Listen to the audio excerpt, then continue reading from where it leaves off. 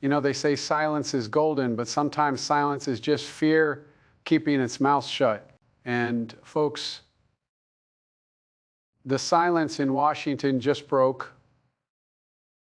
It shattered. It didn't happen on the floor of the House. And it didn't happen in a rally. It happened on a phone line in a call so loud, so furious, that it's shaking the very foundations of the other side. Imagine the scene. You have the former president, Donald Trump, a man who prides himself on loyalty, absolute, total loyalty, picking up the phone, and on the other end, Marjorie Taylor Greene. Now, for years, these two have been locked in step. Where he went, she followed. But this time, she didn't just step out of line. She crossed the aisle. She signed the discharge petition, and she did it to release the files that everyone has been whispering about for years, the Epstein files. And what happens next? It wasn't a conversation. It was a meltdown. We're hearing reports that the former president wasn't just angry. He was terrified, screaming, calling it a hoax, calling her a traitor. Think about that for a second. A traitor for what? For wanting the truth, for wanting to see the names on a list that should have been public a long time ago. It tells you everything you need to know about the state of things right now. When a leader is more afraid of the truth coming out than he is of losing his closest ally, we have a serious problem.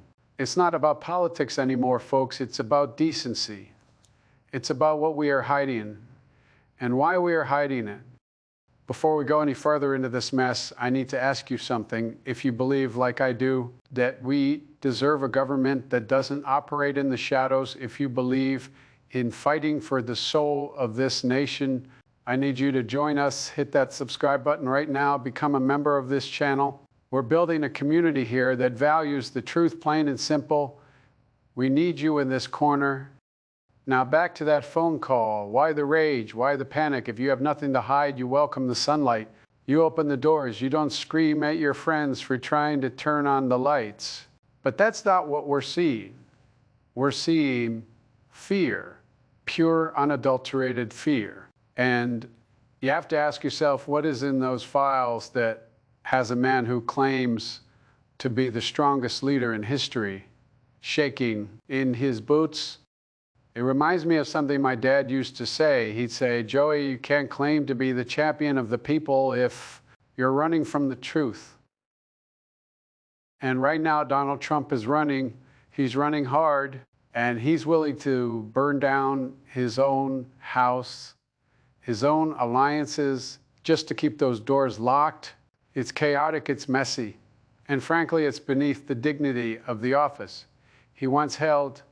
This isn't just a squabble between two politicians. I want you to understand the gravity of this. This is a divorce. A public, messy, loud divorce between the leader of the MAGA movement and his fiercest defender. And the reason for the split isn't policy. It isn't taxes. It isn't the border. It's Jeffrey Epstein. Think about the irony here. Marjorie Taylor Greene, the woman who has stood by Donald Trump through everything, suddenly decides that enough is enough. She says she's doing this for the victims. She says she's standing for justice. Now, I've disagreed with Congresswoman Greene on almost everything under the sun. We don't see eye to eye on much, but when someone says, I want the truth for the victims, you have to pause. You have to listen. And what was the response from Mar-a-Lago? Was it support? Was it, yes, let's get to the bottom of this? No, it was an attack. Donald Trump revoked his endorsement. He threw her under the bus in a heartbeat. He labeled the whole thing a Democrat hoax. That's his go look, isn't it? Every time the heat gets turned up, it's a hoax. It's a witch hunt. But this time the call is coming from inside the House. This fracturing, this infighting, it's dangerous, not just for their party, but for the country. Because while they are screaming at each other over who betrayed who, the American people are left wondering what's really going on. Why is there such a desperate need to keep these specific files buried? The suspicion out there is real. I feel it. You feel it. You look at the news and you see a former president fighting tooth and nail to stop transparency, and it makes you sick to your stomach. We deserve better than leaders who are held hostage by their own secrets. We deserve better than a political movement that eats its own the moment someone asks a hard question. I look at this and I see a pattern. It's the same pattern we've seen for years: chaos, anger, division. It's never about you. It's never about your kitchen table issues, the price of gas, the cost of your prescription drugs, whether your kids are safe at school. It's always about them. It's about their survival, their reputations. Donald Trump isn't fighting for you right now. He's fighting for himself. He's fighting to keep the dark quiet. And that's the tragedy of it. When leadership becomes about self-preservation, the people suffer. We are watching a party tear itself apart because one man is afraid of what a few pieces of paper might say. That's not strength, folks. That's weakness. That is the definition of weakness. And in the meantime, the trust in our institutions takes another hit. We need to clear the air. We need to stop the screaming and start the reading. If there's nothing to hide, let the files out. Let the chips fall where they may. But you and I both know, watching the panic in his eyes, watching the fury of that phone call, he thinks the chips are going to fall right on top of him. And that scares him more than anything in the world. You know, in all my years in Washington, and folks, I've been around a long time, I have seen some strange bedfellows. I've seen Republicans and Democrats work together on infrastructure, on veterans' health, on things that actually matter to your daily life. But what we are seeing right now, this is different. This is something else entirely. Marjorie Taylor Greene walking across the aisle to sign the discharge petition with House Democrats. Now, for those of you who don't follow the parliamentary procedures, and God bless you for that, you've got better things to do. A discharge petition is a way to force a vote when the leadership tries to block it. It's a way of saying, we aren't going to wait anymore. It's a rebellion. And to see her, of all people, leading that rebellion, it tells you just how deep this rot goes. And what does Donald Trump do? Does he say, okay, let's see what's in there? No, he calls it a Democrat hoax. Think about that for a second. He is calling a move made by his biggest supporter Democrat hoax. It doesn't make any sense. It's irrational. It's the flailing of a man who has lost control of the narrative. He expects everyone to just nod along, to believe that up is down and black is white. But people are starting to open their eyes. The folks I talk to, regular folks in Scranton, in Delaware, all across this country, they aren't buying it anymore. They look at this and they scratch their heads. They say, Joe, if MTG thinks these files need to be released, maybe there's something there, and they are right to ask that. This isn't about politics. This is about a moral line in the sand.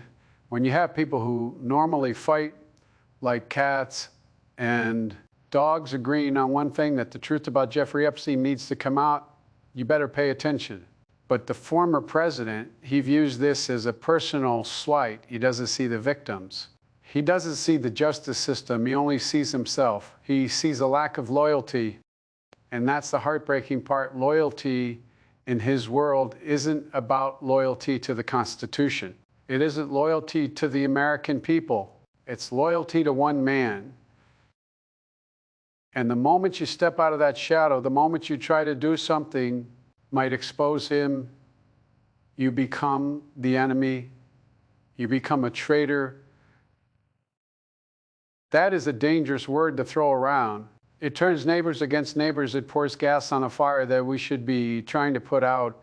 We need to be healing this country, not dividing it further over one man's secrets. Let's talk about that word traitor. Donald Trump used it against Marjorie Taylor Greene. He's used it against his vice president. He's used it against anyone who dared to tell him no. But who is really being betrayed here? I look at the people who put their faith in the MAGA movement, hardworking people, people who feel left behind, They put their trust in a man who told them he would drain the swamp. And now they are watching him fight like hell to keep the swamp water murky. They are watching him scream at his own allies to keep the truth hidden. That is the real betrayal. The base is fracturing. I see it in the comments. I hear it in the coffee shops. People are confused. They are asking, why is he fighting this? If he has nothing to hide, why is he terrified? Why is he so furious? Anger is usually a secondary emotion, folks. It's what you show when you're actually feeling something else. And usually that something else is fear. What we are witnessing is a divorce, not just between Trump and Greene, but a divorce between the rhetoric and the reality. The rhetoric was America first. The reality is Trump first. And seeing these two at open war, throwing mud at each other while the American people are waiting for answers, it's a spectacle, but it's a sad spectacle. While they are fighting over who is the traitor and who is the patriot, your grocery bills are still high. Your rent is still high. The world is still a complicated, dangerous place. And instead of leadership, you're getting a soap opera. You're getting a screaming match on a private phone line. Americans deserve a president who isn't looking over his shoulder. You deserve a leader who sleeps soundly at night because he knows he hasn't buried anything in the backyard. When you govern out of fear, when you lead by intimidation, you aren't serving the people, you're holding them hostage. And right now, Marjorie Taylor Greene is claiming her life is in danger because of the rhetoric Trump is using. Think about that, a member of Congress afraid for her safety because the leader of her party turned the mob against her. This isn't how democracy works. This is how a mob boss operates. We have to be better than this. We have to demand better than this. The silence of the other Republican leaders is deafening. But your voice doesn't have to be. You can see this for what it is. A desperate attempt to keep the lights off. But the sun is rising, folks. It always does. You know, my dad used to tell me, Joey, the truth is like a lion. You don't have to defend it. Let it loose. It will defend itself. But right now, Donald Trump is trying to keep that lion in a cage. And he's panicked because Marjorie Taylor Greene just unlocked the gate. Think about the lengths he is going to. We aren't talking about a simple disagreement on policy. We are talking about a former president of the United States screaming at a congresswoman because she signed a piece of paper, a discharge petition. And what does that petition do? It doesn't convict anyone. It doesn't put anyone in jail. And all it does is say, let the American people see the files. That's it. So you have to ask yourself, why is he sweating? Why is the man who claims to be the toughest guy in the room absolutely terrified of transparency?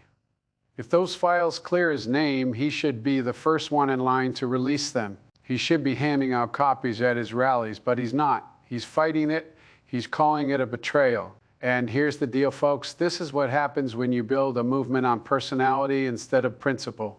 When the principle is protect the leader, everything else goes out the window. Justice goes out the window. The truth goes out the window. Even friendship goes out the window. I look at the House Democrats in this situation. They didn't sign that petition to help Marjorie Taylor Greene. They signed it because they believe, and I believe, that justice delayed is justice denied. We have victims who have been waiting years for the full story to come out. And now you have a former president trying to block that closure because he's worried about his own skin. It's selfish. It's deeply, profoundly selfish. And it's distracting us while we should be talking about how to lower your costs, how to fix our schools, how to keep our streets safe. The oxygen is being sucked out of the room by this drama. It's a circus. And the ringmaster is Donald Trump cracking the whip, trying to keep everyone in line.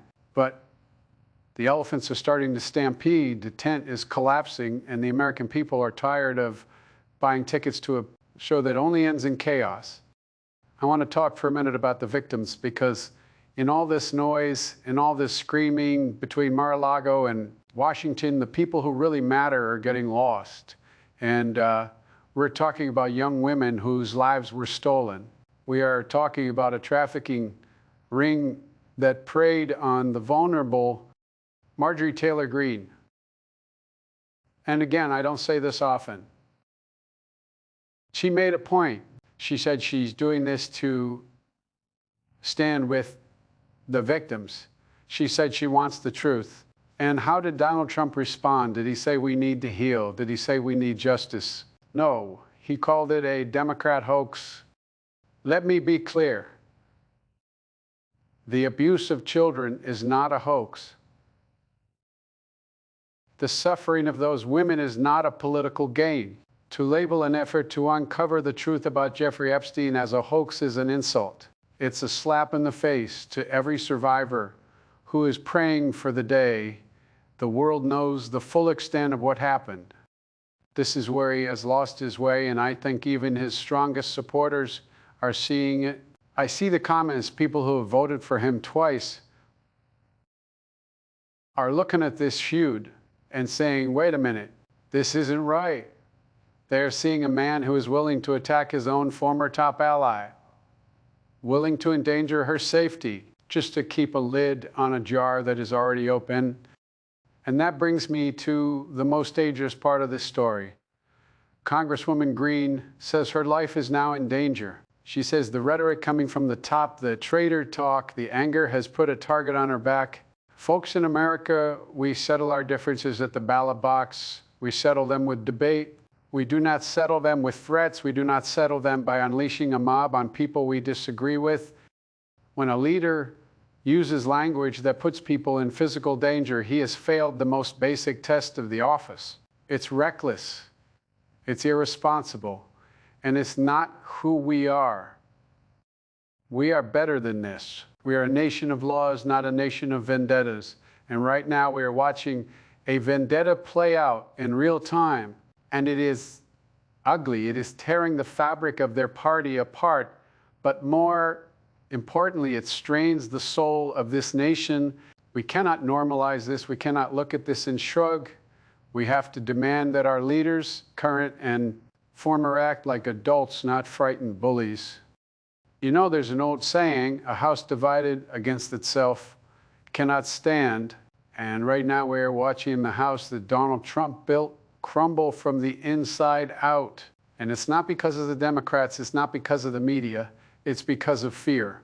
Look at what is happening. You have the MAGA base, folks who have been loyal, folks who have shown up to every rally watching in total shock. They're seeing their leader, Donald Trump, go to war with his strongest ally, Marjorie Taylor Greene. And why? Because she wants to turn the page. She wants to open the book on Jeffrey Epstein.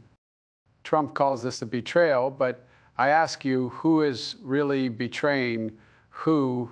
When you ask for people's votes, you promise them you'll fight for the truth. You promise them you'll drain the swamp, but when the water starts draining and you see something you don't like at the bottom, you don't get to plug the drain back up and scream at the plumber.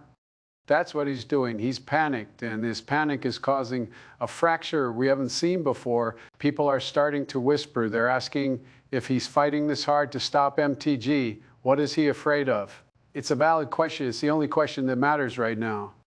And this divorce, as they're calling it, it's ugly, it's personal, it's vindictive. We are seeing a former president who is willing to burn bridges with his own people rather than face the sunlight.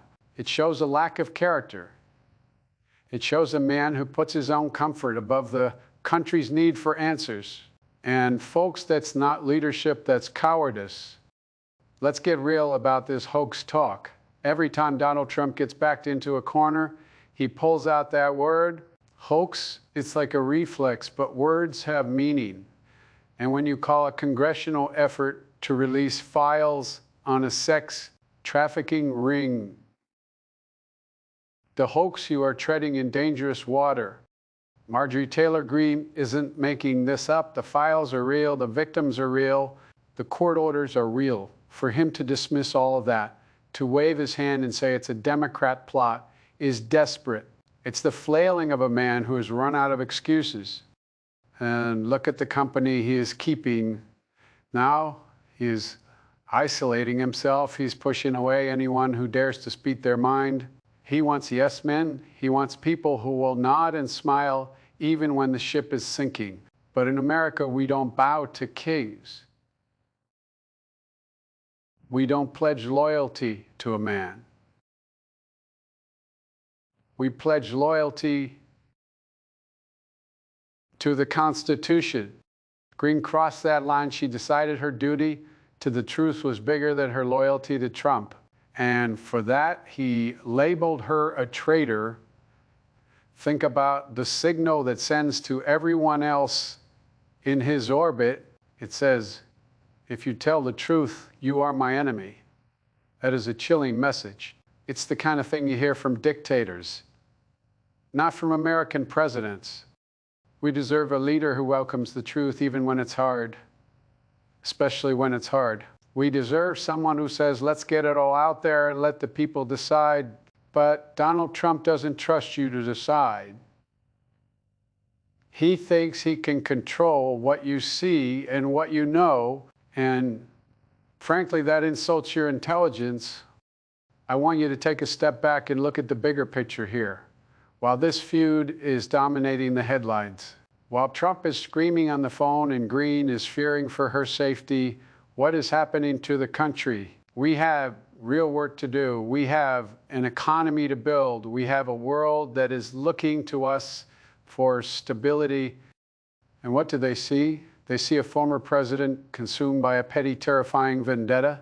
They see a political movement that is eating its own tail. It's exhausting. Aren't you tired of it? I know I am. I'm tired of the drama. I'm tired of the anger.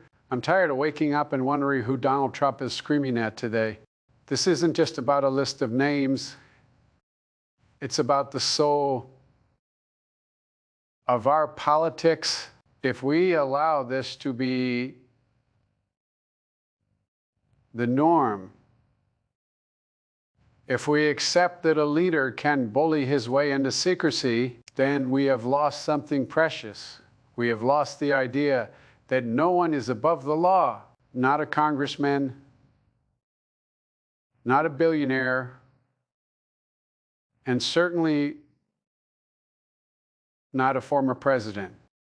The fracture between Trump and Greene is a symptom of a sickness. The sickness is selfishness.